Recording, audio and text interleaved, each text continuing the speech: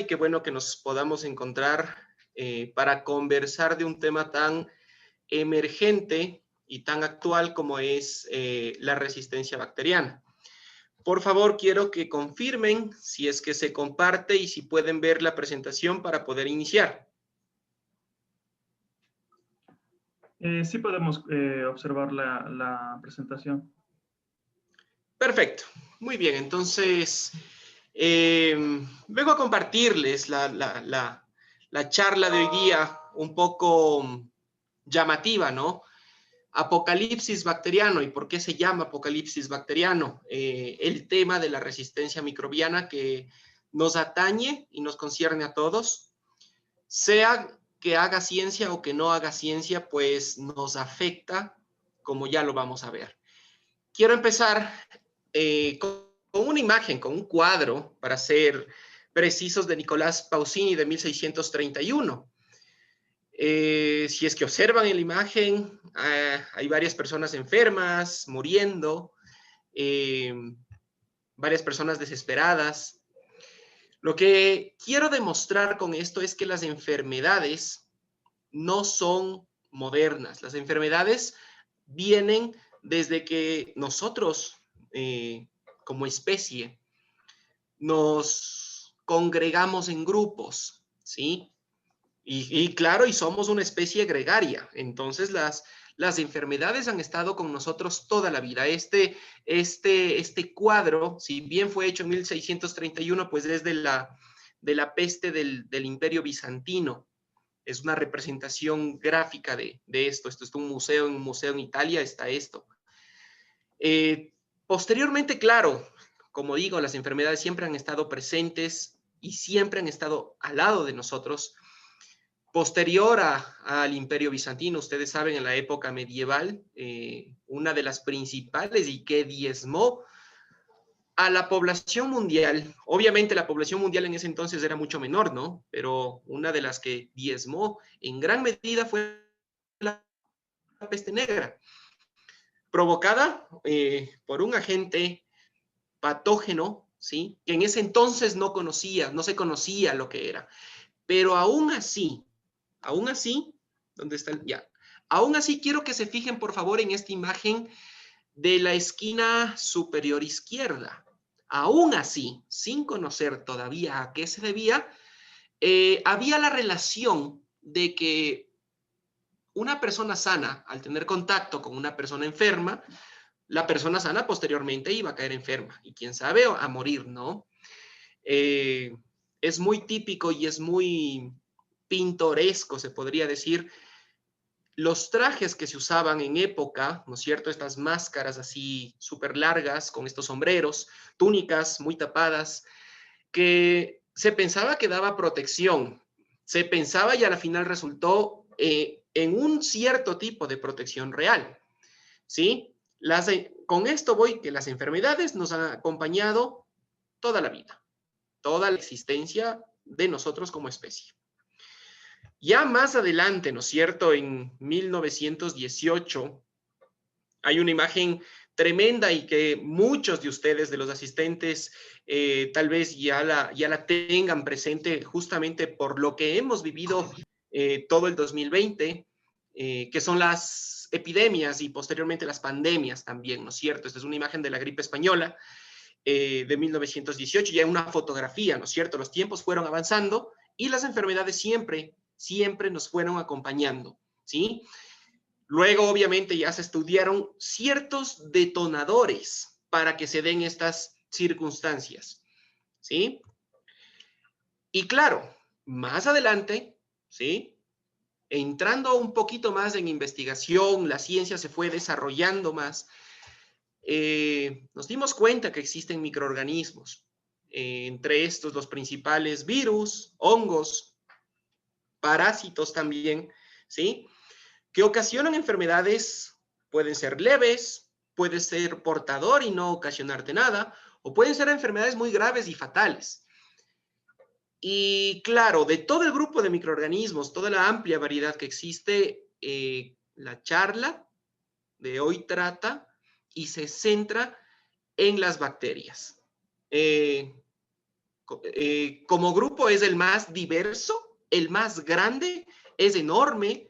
Según el árbol de la vida, el actualizado, nos superan, pero por cientos en especies a cualquier otro grupo. Las bacterias son los organismos vivos más diversos que existen. Obviamente, entre esos organismos diversos hay unos pocos que sí nos pueden enfermar, tanto a los humanos, tanto a los animales, estar en ambientes, algunos pristinos, ¿sí?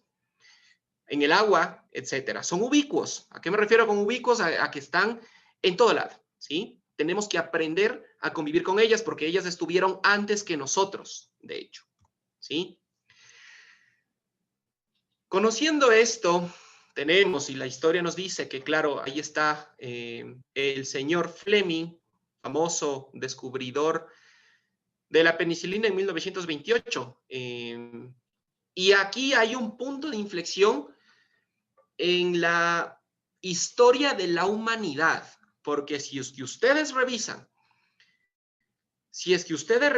las expectativas de vida antes del surgimiento de los antibióticos y posterior al surgimiento de los antibióticos, claro, la diferencia es enorme, ¿sí?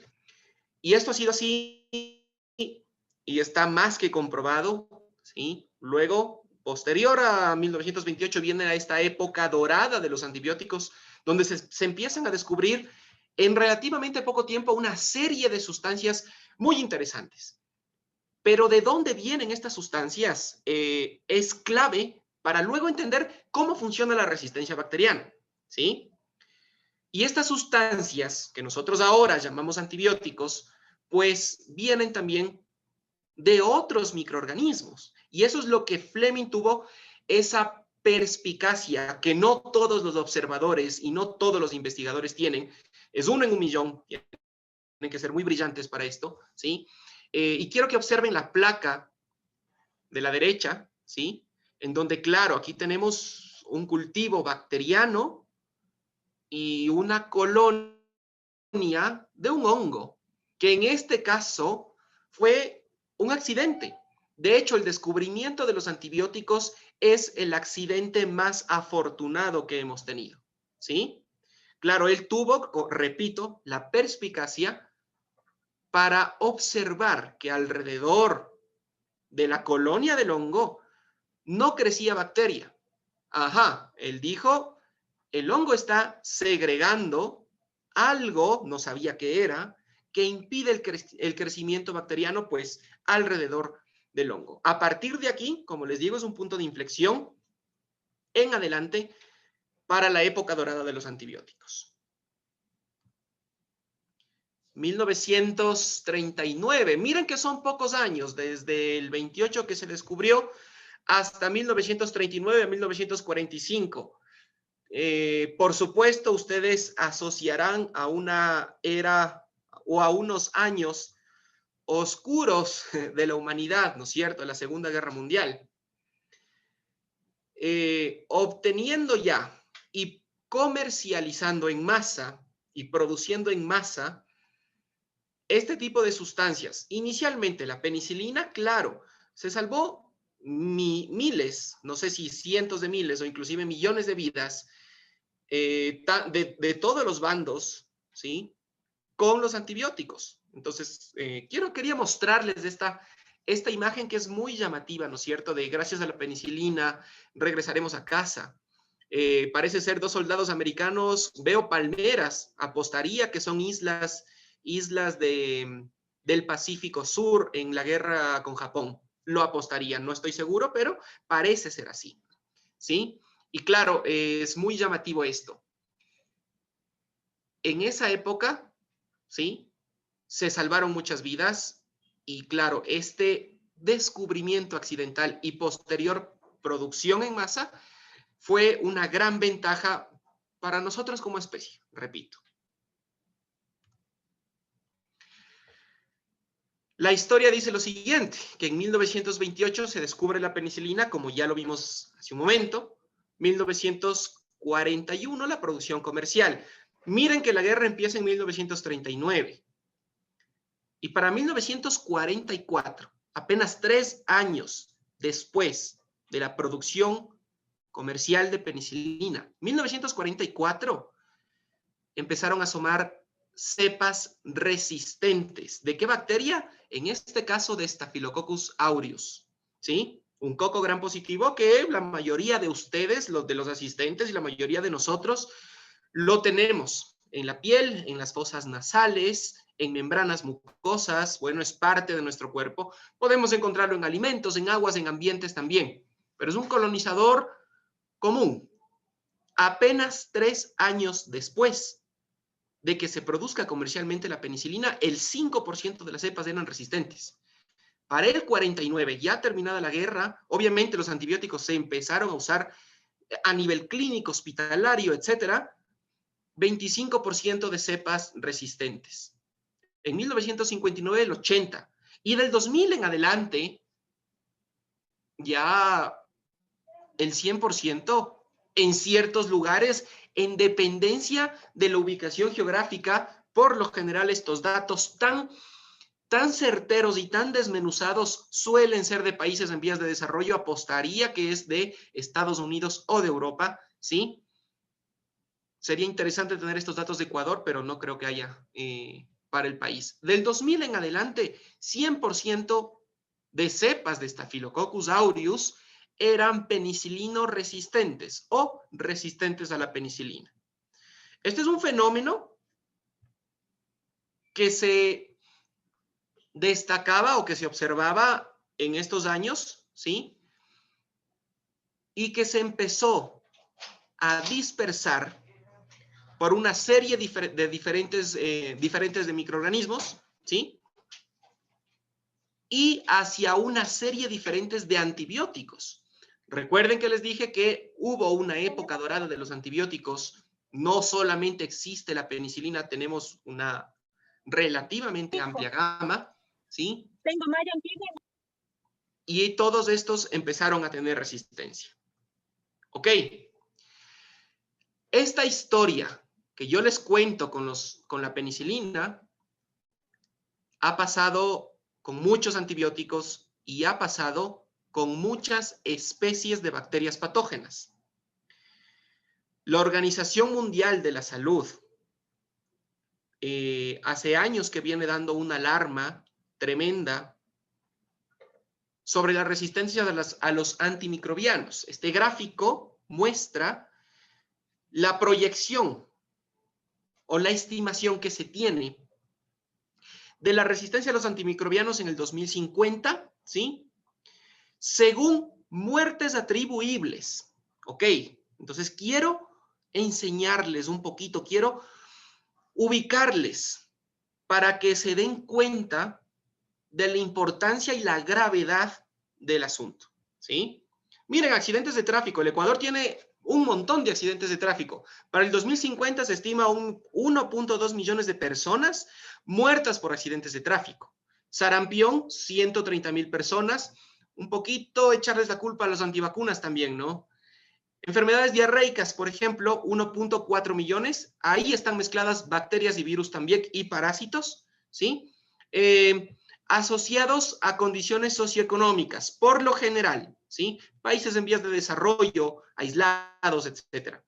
Diabetes, obviamente causas alimenticias, genéticas, otro tipo de mortalidad, 1.5 millones. Cólera, que sí es una bacteria asociadas a otras condiciones, de 100,000 a 120,000. Cáncer, que se supone que es la problemática de salud pública número 1, 8.2 millones. Está en segundo lugar en muertes, ¿sí? Solamente superada con 10 millones de muertes, ¿sí? No solo son números. Para el 2050, esto se estima que sean vidas, ¿ok? 10 millones a causa de infecciones resistentes a los antimicrobianos o resistentes a los antibióticos. Un panorama preocupante. De hecho, de ahí sale el tema, el título de la charla de hoy, Apocalipsis microbiano, que necesita atención urgente, que bueno, ya tiene años atención urgente, pero necesita más y mucho más investigación, ¿sí? Aquí está prácticamente, ¿no es cierto? Es lo mismo, pero según los continentes, claro, y según población y densidad poblacional. Asia es el continente más poblado, seguido de África, y ahí es donde sufren más, con casi 5 millones y 4.150.000 muertos, ¿sí? Para el 2050. América del Norte, América del Sur, Europa, Oceanía les siguen, pero claro, los números no son bonitos, ¿sí? Entonces, empecemos a pensar lo siguiente, ¿sí? Esto es la problemática, esto es lo que ha pasado en la historia y esto es lo que parece que va a pasar, esto es hacia dónde estamos caminando, ¿sí? ¿Cómo ocurre la resistencia? Claro, en un ambiente normal, como siempre han estado las bacterias, hay un grupo de gérmenes o bacterias y de este grupo, algunos, unos pocos, pueden ser o pueden tener la carga genética necesaria para tener una resistencia a cierto antimicrobiano específico o a varios. Sí. Si es que existe en el punto número 2 una presión selectiva, ojo con lo que estoy diciendo, esto es darwinismo en su más clarita expresión, ¿sí? Si es que puedo expresarme de alguna forma así. Si existe o se da presión selectiva, claro, morirán muchos. No sobrevive el más grande ni el más rápido, ¿no? Sino el que mejor se adapta al cambio, ¿sí? Y claro, si es que tienes por ahí la capacidad genética y la capacidad de adaptación al cambio, en este caso una presión selectiva, y la presión selectiva puede ser un ambiente con antibiótico, claro, algunas pocas sobrevivirán. Y justamente es esa selección por leyes darwinianas, por presión selectiva, ¿sí? La que en el punto 3, claro, me genera una población mayor, ¿sí? Con esos genes de resistencia seleccionados. Y en el punto 4, algo que no ocurre con nosotros los animales, algo que no ocurre bueno, con algunos eucariotas sí, pero por lo general con los animales, es la transferencia horizontal de genes. Mire que aquí hay una bacteria, ¿sí? De un color más oscuro, acá hay una bacteria de otro color más claro, y hay una flechita. Esa flechita me indica que no necesariamente tiene que ser la misma especie bacteriana, ¿sí? Que tenga el gen o los genes de resistencia a antibióticos, sino que si es que mi vecina los necesita, yo puedo darme los modos, así no sea de la misma especie, yo puedo darme los modos y existen modos para pasar esos genes. La biotecnología se ha aprovechado de eso, ¿no es cierto?, para generar un montón de tecnología, pero este mecanismo existe naturalmente desde hace millones de años en las bacterias. ¿De qué forma sobreviven ellas? Pues claro, este gráfico representa una célula, nada más. La línea divide a la célula en dos. La parte de arriba es las dianas o blancos hacia donde actúan los antibióticos y de la línea para abajo están las formas predominantes de resistencia. Entonces, claro, hay antibióticos como los beta-lactámicos que actúan sobre la pared celular o sobre la síntesis de la pared celular, ¿no es cierto? Hay otros que actúan sobre ciertas rutas metabólicas específicas o vitaminas específicas que necesitan los microorganismos para sobrevivir, ¿sí? Inhibiendo ya sea la vía de ida o la vía de vuelta de esas rutas metabólicas. Y claro, el microorganismo te crece débil y se muere, ¿no es cierto? Otros antibióticos se pegan a subunidades, por ejemplo, de complejos proteicos cuaternarios, ¿sí? Impidiendo que una serie de actividades celulares se lleven a cabo correctamente, ¿sí? Otros, por ejemplo, se pegan a los ribosomas y claro, las proteínas que salen o van a ser deficientes o no se darán, ¿no es cierto? Inhibiendo la síntesis proteica, etcétera. Se sabe con claridad esto, ¿sí? Y se tiene una serie o una gama de dianas y de antibióticos, como les venía diciendo, para atacar nosotros estos microorganismos patógenos. El asunto es que mientras nosotros ponemos más presión selectiva a este grupo de microorganismos, ¿sí? Este grupo de microorganismos tiene la capacidad suficiente de adaptación y supervivencia para generar resistencia. Las principales: reducir la permeabilidad. Cierro mis membranas, cierro mis paredes y el antibiótico no entra. Así de sencillo, ¿sí? Aquí tengo bombas de flujo, tengo proteínas integrales que inclusive pasan la pared a veces también, que apenas entra el antibiótico, lo saco. No importa si gasto energía, pero lo saco para afuera y no me hace nada. Así hay muchos casos. Y de hecho, hasta metales pesados y la resistencia a metales pesados también se da por ese tipo de mecanismos. O, por ejemplo, alteración del blanco del antibiótico. No puede pegarse el antibiótico a donde tiene que pegarse, ¿sí? Porque algún cambio tuve, ¿sí? Algún cambio esencial tuve. Y bueno, el antibiótico no se me pega más, como en el caso de la mutación de la PBP2A para la penicilina, o uno muy común como los beta-lactámicos, que tenemos aquí, tengo alumnos ahora estudiando este tipo de resistencia bacteriana, que es simplemente la bacteria tiene la capacidad de generar enzimas que hidrolicen. ¿Qué quiero decir con esto? Que rompan, que degraden al antibiótico. Y claro, sin antibiótico, yo no me muero. Yo como bacteria digo, no, me estoy poniendo en el papel de una bacteria. Entonces, claro, existen varios mecanismos y dianas, ¿no es cierto? Simplemente es una forma muy resumida de demostrar cómo ocurre esto a nivel molecular, a nivel celular.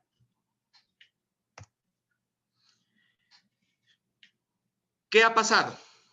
¿Qué ha pasado? Obviamente, estamos hablando de millones de muertes, ¿no? Y las muertes están asociadas muchas veces a morbilidad también, o sea, enfermedades, ¿sí? Y las enfermedades están asociadas a ambiente hospitalario, ¿sí?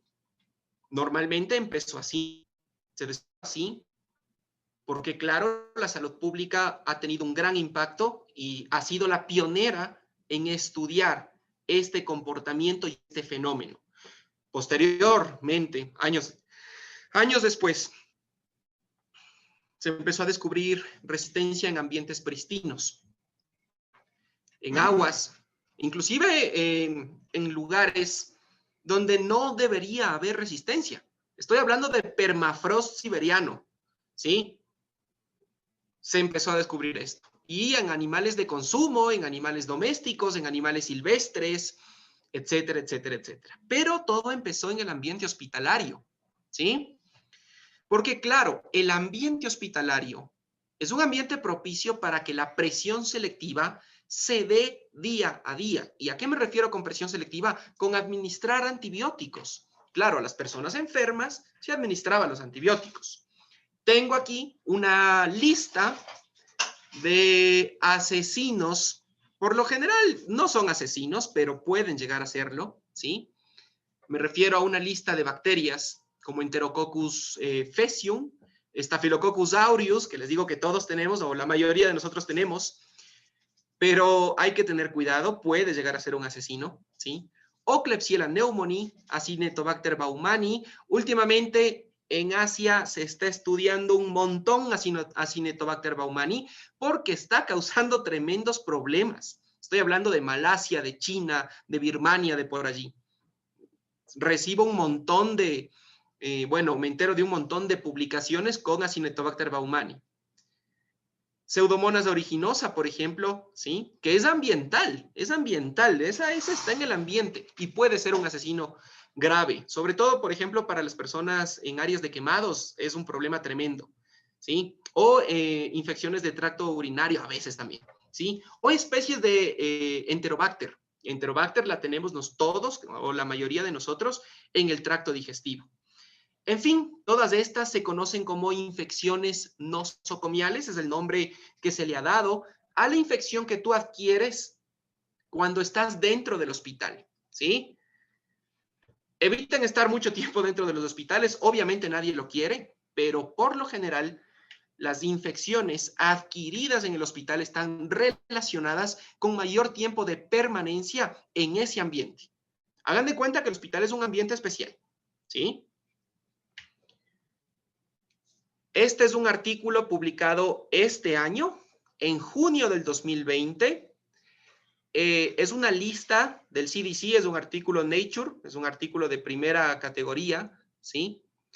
En donde se puede observar una lista de especies bacterianas resistentes a los antibióticos y el número de casos anuales en Estados Unidos. Entonces, preocupémonos un poco porque, claro, Estados Unidos, que tiene control mucho mayor a países en vías de desarrollo, tiene 900,000 casos de Streptococcus pneumoniae resistente a las drogas. Si es que dice solamente resistente a las drogas, es porque es resistente a varios antibióticos, ¿sí? Entre esos también está Neisseria gonorrea, una enfermedad de transmisión sexual a tomar en cuenta. Y hay cepas de Neisseria gonorrea multiresistentes que a veces inclusive queda 1 o 2 antibióticos disponibles y el resto no sirve, ¿sí? Campylobacter, por ejemplo, miren, más de 400,000 casos. Aquí está el Staphylococcus aureus que les contaba, resistente a la meticilina, 323,000 casos y así. Una serie grande de bacterias y los casos. Entonces, esto es preocupante, ¿no? Repito, es un artículo publicado en el 2020 en Nature, ¿sí? Y los datos son del CDC de Estados Unidos. Si es que vale más recalcar la problemática de apocalipsis bacteriano, pues vean este cuadro, por favor. Eso con los hospitales y los humanos. Eso por un lado. Quiero separar los ambientes. ¿Qué pasa con los animales? ¿Qué ocurre con los animales? Pasa lo siguiente. Por ahí, por el 1940, se dieron cuenta algunos granjeros que si es que administras antibióticos en el balanceado de los animales o simplemente como tratamiento para evitar posibles infecciones o como tratamiento para controlar ya las infecciones en los animales, pero se dieron cuenta de esto, que claro, el animal se hace más gordo en menos tiempo, ¿sí? Repito, se dieron cuenta que si es que tú administras antibióticos en el balanceado de cierta forma, en el agua inclusive, tu animalito que estás criando se hace más gordo, llega al peso o al tamaño adecuado para ser faenado en menos tiempo. Obviamente, eso tiene una implicación tremenda económica, ¿no? Con dinero, relacionado a dinero, porque simplemente vas a producir más, etcétera, etcétera, etcétera. Y se empezó a usar antibióticos, ojo con lo que voy a decir, antibióticos como factores de crecimiento. Obviamente, el uso indiscriminado de los antibióticos, ya sea en ambientes hospitalarios, ya sea que tú no te acabes la dosis, ¿sí? Si es que estás tomando, o ya sea que te automediques, o ya sea que estés dando a los animales para que se engorden más rápido, va a incrementar la resistencia. Es obvio, porque la presión selectiva va a trabajar de igual forma que les expuse en las diapositivas anteriores. Este caso, repito, ambiente hospitalario por un lado, animales por otro lado, ¿sí? Esto lo continuamos haciendo hoy en día, de hecho a nivel mundial, ¿sí? Lo que genera o lo que incrementa el problema que ya tenemos. Es tan así que quiero mostrarles este cuadro de los continentes. Está África, las Américas, Asia y Pacífico, Europa y Medio Oriente. Y estos numeritos, 25, 16, 10, 22, ¿sí? Son el número de países que informan, ¿sí?, el uso de agentes antimicrobianos como factor de crecimiento en animales. ¿Qué informan? Ok. Hay otros, qué sé yo, en Asia-Pacífico, ¿sí?, que tal vez no informen. Y aquí se puede ver los antimicrobianos autorizados como promotores de crecimiento y antimicrobianos no autorizados como promotores de crecimiento, ¿sí? Entonces, claro, ustedes pueden decir y ver, ¿no? Europa con leyes más severas, ¿sí? Existen, claro, 40 países que tienen antimicrobianos no autorizados y hay un control más grande. Medio Oriente, 4 y no se sabe del resto. Asia y Pacífico, 16. De hecho, la mayoría autorizan antibióticos como promotores de crecimiento, ¿sí? Depende mucho de las leyes, eso nos ha dado otra problemática, ¿sí?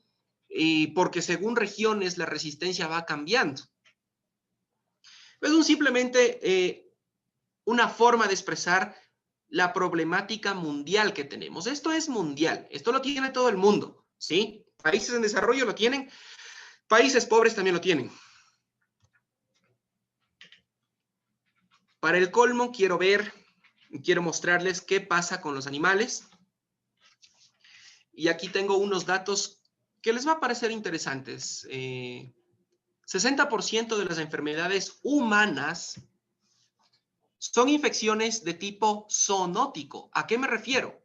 ¿Sí? Que el 60% de las enfermedades que tenemos o que podemos tener el ser humano, ¿sí?, son provenientes de los animales y que pueden saltar la barrera de especie de animal hacia el humano, ¿sí? El 60%. De hecho, clarito está y se sigue averiguando que nosotros estamos encerrados, ¿no es cierto? Todo el año hemos pasado encerrados por este fenómeno, ¿sí? Eso no pasa solamente con los virus, ¿sí? Pasa también con las bacterias, pasa con los parásitos, pasa con un montón, con los hongos, pasa con un montón de enfermedades provocadas por organismos. Al menos un 75%, miren, de los agentes patógenos, ¿sí?, son o han venido de los animales, ¿sí? Incluido el ébola, por ejemplo, el VIH o la influenza son de origen animal. Otro dato importante, 5 nuevas enfermedades humanas aparecen cada año, 3 de las cuales son de origen animal. Siguen ganando. Estamos haciendo algo mal como especie, si es que quieren un comentario o una reflexión. Con los animales, o sea, hay que reordenar algunas cosas, ¿no? Estos datos, que es ciencia, a la final de cuentas, son datos reales, esta diapositiva es del CDC también, ¿sí? Nos están diciendo eso.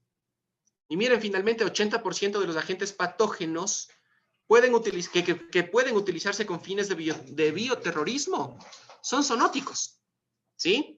O sea, también están en los animales y pueden saltar. El caso de Brucela, ¿sí? Por ejemplo, que hay en el Ecuador, etcétera. En fin, estamos haciendo algo mal con los animales, al parecer.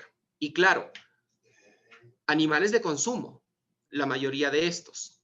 Y claro, la demanda de carne o la demanda de proteína de origen animal no hace más que subir, ¿sí? Eso involucra varios problemas, ¿no es cierto? Porque si se necesita más ganado, se necesita más espacio. Y no queda más espacio que tal vez en las selvas amazónicas. Y pueden saltar otro tipo de zoonosis a partir de eso. Un problema complejo que nos hace pensar desde diferente perspectiva lo que estamos haciendo bien y lo que estamos haciendo mal, ¿sí? Es tanto así que actualmente quiero enseñarles un poquito de lo que se está haciendo a nivel mundial, ¿sí? Y lo que estamos haciendo nosotros en la universidad también. Actualmente, ¿qué se está haciendo? Pues hace unos años, pasado los 2000, la comunidad científica se dio cuenta de una cosa. No. O sea, si queremos tener al ser humano sano, no podemos centrarnos únicamente en el ser humano. Y nace el concepto de One Health. Repito, si queremos tener al ser humano sano, necesitamos un ambiente sano, ¿sí? Y obviamente necesitamos animales sanos. Porque si es que los animales están enfermos, inmediatamente nos rebota a nosotros. Y si es que el ambiente está enfermo, nos rebota a nosotros, ¿sí? Es un poquito esta pirámide de que no somos el punto máximo de la pirámide, sino que estamos incluidos y embebidos en todo el ambiente. Lo cual tiene razón. Hasta cierto punto pudimos separarnos de la naturaleza, ¿sí? Pero claro, esto nos está costando, ¿sí? Entonces, simplemente es un poquito de reflexión. Este tema nació, este tema está en boga. Hay grupos de investigación que se llama Grupo One Health. La universidad tiene uno, ¿sí? Y de hecho existen hasta maestrías y doctorados con este nombre ya, One Health, que significa, claro, una sola salud, que reagrupa este concepto para intentar combatir la resistencia bacteriana, una de las aristas. No solamente la resistencia bacteriana, ¿no es cierto? Repito, miren ustedes, están encerrados ya un año. Es por esto, ¿sí? Algo de lo que se está haciendo en la Universidad de las Américas, claro, tenemos un control, bueno, hay varios proyectos de resistencia bacteriana también, en los que se controla a los animales, ¿sí? Como en este caso cerdos, gallinas, y a los humanos también.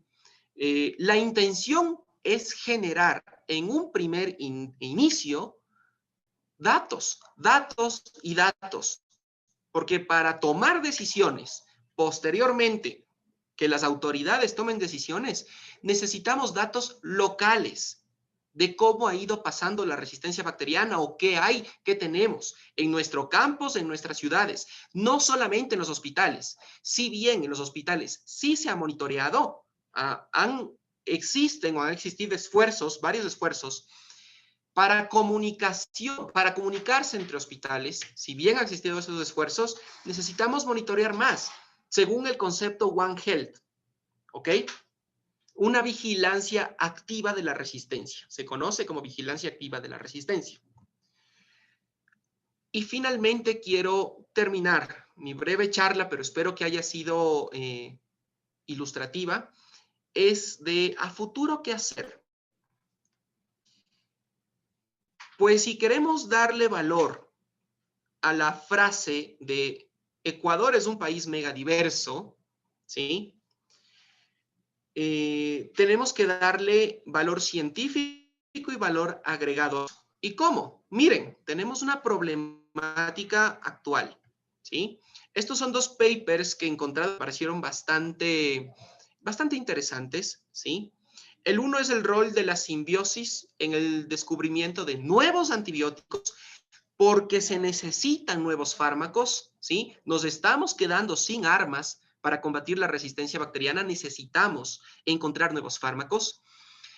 Y uno de los lugares, o varios de los lugares importantes para descubrir nuevos fármacos son justamente ambientes pristinos y son justamente microorganismos u organismos o también macroorganismos primitivos han convivido con este tipo de patógenos durante toda la vida. Son ellos los que tienen un montón de información genética interesante y un montón de rutas metabólicas interesantes y producen sustancias interesantes como potenciales nuevos agentes. Particularmente el Ecuador, tenemos una serie de plantas, bueno, 25,000 especies o más de 25,000. No me dedico a las plantas, no sé cuántas, pero son un montón, ¿sí? Con sustancias muy interesantes y con mucho potencial. Y aquí he puesto otro artículo a la derecha que, claro, tienen sustancias antimicrobianas a partir de péptidos, me refiero a proteínas o a sustancias extraídas de las pieles de las ranas. El Ecuador es mega diverso, ¿sí? Aunque lamentablemente estamos teniendo una extinción masiva de anfibios, quieren un motivo para conservar, ahí está, ¿sí? Podemos desaparecer un montón de sustancias que tal vez salven millones de vidas, ¿sí? Pero bueno, en los anfibios tenemos una serie de péptidos, proteínas, sustancias muy interesantes que tienen propiedades antibacteriales o antifúngicas. Claro, es una farmacia en bruto que está ahí, pero necesitamos ¿qué cosa? Un montón de investigación, un montón de trabajo, un montón de apoyo, ¿sí? Necesitamos que ustedes, jóvenes, sean las manos, las herramientas a futuro para ir descubriendo estas nuevas sustancias. Y obviamente hacer vigilancia constante y permanente, ¿sí?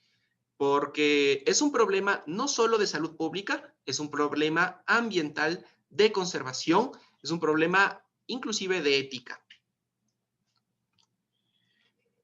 Con esto termino mi breve intervención. Les agradezco mucho. He puesto aquí algunas referencias importantes y los principales y llamativos artículos, ¿no? Los Nature, aquí los principales, o los últimos, los de estos años, etcétera. He puesto aquí 4 principales. Hay una serie de información, es enorme y vasta este tema, entonces, pero bueno, espero que les haya gustado y les invito a que se interesen más en esto. Estoy atento a cualquier pregunta. Muchas gracias, chicos. Muchas gracias por su intervención, Máster. Tenemos varias preguntas que nos dan la audiencia. La primera es, ¿cómo es posible que Carlitos, no se te escucha muy bien. Bueno, muchas gracias, Máster, por su intervención. Hay algunas preguntas que nos ha realizado la audiencia. La primera es, ¿cómo es posible que se haya encontrado resistencia en el permafrost? ¿Esta resistencia de dónde puede venir? Ya, esa es una muy buena pregunta y estaba esperando que me la hagan, de hecho, ¿sí? Imagínense, encontrar resistencia encontrar bacterias con genes que ya tengan resistencia en suelo congelado. ¿De dónde viene esto? ¿Sí? Eso significa que la resistencia no asoma porque los humanos inventamos o descubrimos los antibióticos. No, no, no, no. La resistencia es más antigua, es mucho más antigua.